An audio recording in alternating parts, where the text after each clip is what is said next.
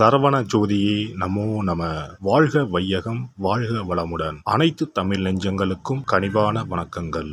நிகழும் மங்களகரமான விசுவாசு ஆண்டு பங்குனி மாதம் 18ஆம் நாள் புதன்கிழமை அன்று சதுர்தசி திதியில் உத்திரம் நட்சத்திரத்தில் விருத்தி நாமயோகத்தில் வணிசை கரணத்தில் அமிர்தயோகம் கூடிய நன்னாளில் இந்த மகத்தான ஏப்ரல் மாதம் பிறக்கிறது.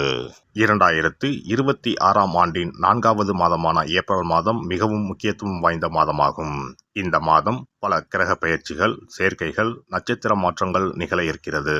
ஏப்ரல் மாதத்தின் முதல் வாரத்தில் செவ்வாய் பகவான் மீனராசிக்கு பெயர்ச்சியாகிறார். சூரியன், செவ்வாய் மற்றும் சனி ஆகிய கிரகங்கள் இணைந்து மங்களாதித்ய யோகம், திரிகிரக யோகம் உள்ளிட்ட யோகங்கள் உருவாக இருக்கிறது.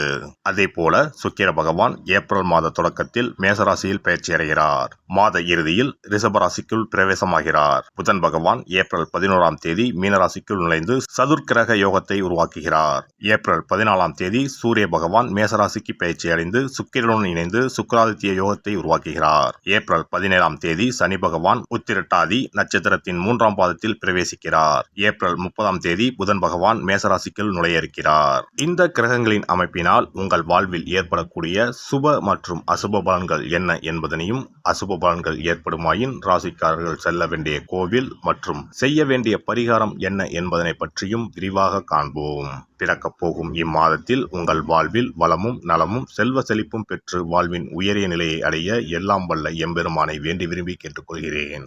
கும்பராசி அன்பர்களே, இந்த மாதம் பணவரவு திருப்தி தருவதாக இருக்கும். காரியங்கள் அனுகூலமாக முடியும். குடும்பத்தில் வசதி வாய்ப்புகள் பெருகும். வீட்டில் மகிழ்ச்சியும் நிம்மதியும் உண்டாகும். பெண்களால் நன்மைகள் உண்டாகும். புதிய ஆடை ஆபரணங்களின் சேர்க்கை உண்டாகும். கணவன் மனைவிக்கு இடையே அந்யோன்யம் அதிகரிக்கும்.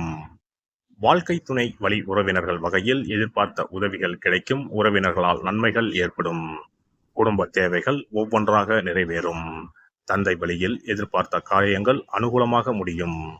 பெண்களால் நன்மை உண்டாகும். அரசாங்க காரியங்கள் அனுகூலமாக முடியும். பூர்வீக சொத்து பிரச்சனையில் பொறுமையை கடைபிடிக்கவும். சிலருக்கு தடைப்பட்ட திருமணம் கைகூடி வரும். வீட்டில் சுப நிகழ்ச்சிகள் ஏற்பாடாகும். குடும்பத்துடன் கோவில்களுக்கு சென்று பிரார்த்தனைகளை நிறைவேற்றுவீர்கள். வெளியூர் பயணங்களின் போது கைப்பொருட்களை பத்திரமாக பார்த்து கொள்ளவும். அலுவலகத்தில் உற்சாகமாக செயல்படுவீர்கள். உங்கள் ஆலோசனைகள் நிர்வாகத்தினரால் ஏற்றுக்கொள்ளப்படும். மேல் அதிகாரிகளின் ஆதரவு உங்களுக்கு கிடைக்கும்.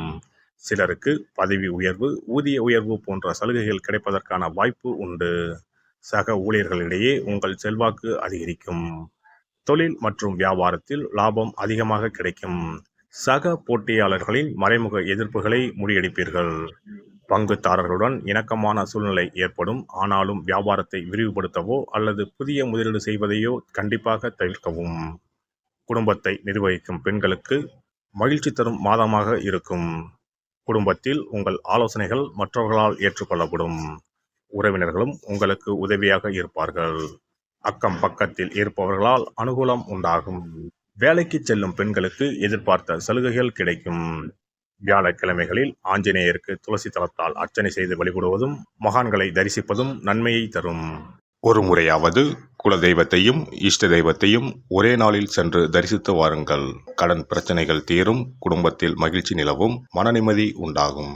சிறப்பு தொகுப்பு.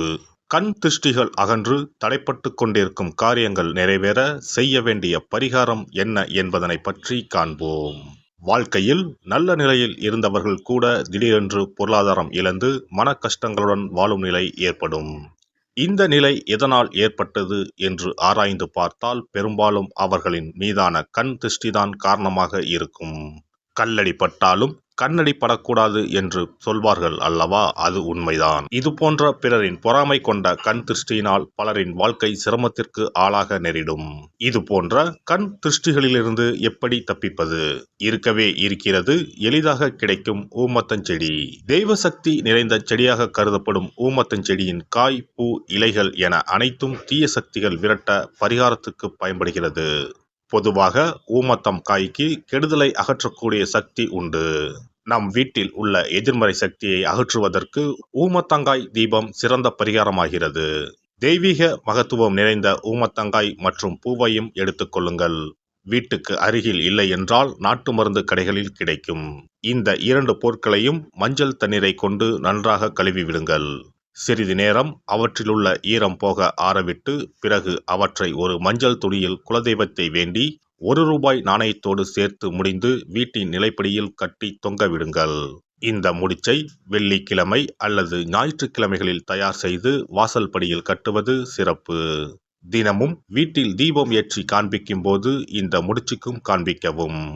இதேபோல் ஊமத்தம் இலைகள் கிடைத்தால் அந்த இலைகளை சுத்தமான மஞ்சள் தண்ணீரில் கழுவிவிட்டு அவற்றை கொண்டு வீட்டில் இருக்கும் விநாயகருக்கு திங்கள் கிழமைகளில் தொடர்ந்து அர்ச்சனை செய்து வர வேண்டும். ஊமத்தம் பூவையும் விநாயகருக்கு சூட்டலாம்.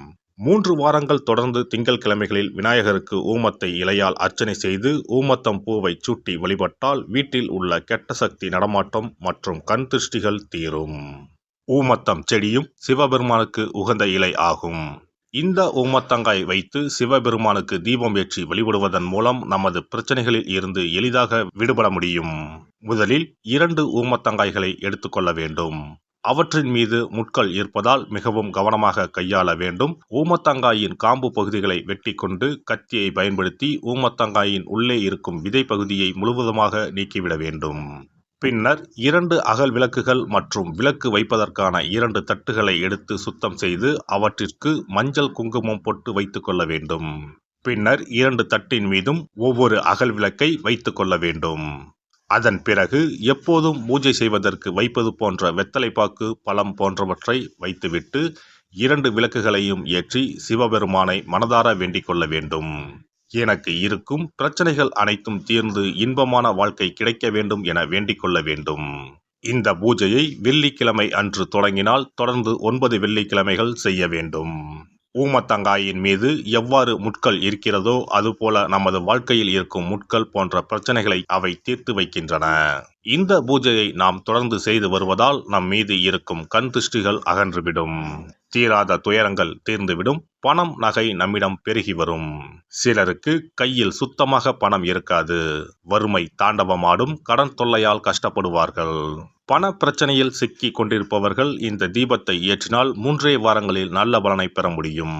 தொழிலில் நல்ல முன்னேற்றம் இருக்கும். கடன் பிரச்சனைகள் தீரும். உறவினர்களிடையே பகைமை இருந்தால் அவையும் மறைந்துவிடும். நோய்வாய் உள்ளவர்கள் இந்த தீபத்தை ஏற்றுவதன் மூலம் நல்ல பலனை பெற முடியும். பொதுவாகவே எந்த பரிகாரம் என்றாலும் அதை முழு நம்பிக்கையுடன் செய்தால் மட்டுமே முழு பலன் கிடைக்கும் என்பதை நினைவில் கொள்ளுங்கள்.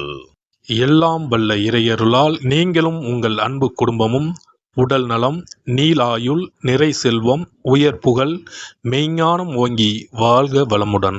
இந்த வீடியோ பதிவு உங்களுக்கு பிடித்திருந்தால் லைக் பண்ணுங்க, கமெண்ட் பண்ணுங்க, ஷேர் பண்ணுங்க. மறக்காம சப்ஸ்கிரைப் பண்ணுங்க. பக்கத்துல இருக்கிற பெல் பட்டனை கிளிக் பண்ணுங்க. நன்றி, வணக்கம். ஓம் நமச்சிவாய. சிவாய